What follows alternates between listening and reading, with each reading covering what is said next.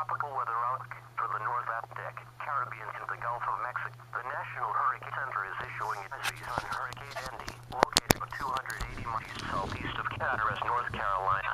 Elsewhere, tropical storm formation is not expected during the next 40 hours.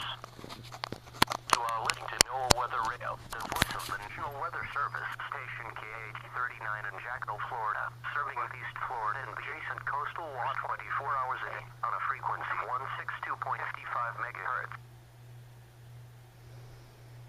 Broadcast originate from the National Weather Service office in Jacksonville. Also find us on Facebook by searching for National Weather Service Jacksonville.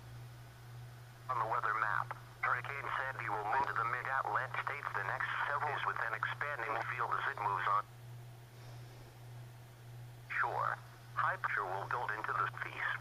The pressure gradient between two systems will cause winds and seas to remain elevated over coastal waters through the week. Occasional gale force gusts possible over the offshore waters. The current time is 12:40 a.m. Eastern.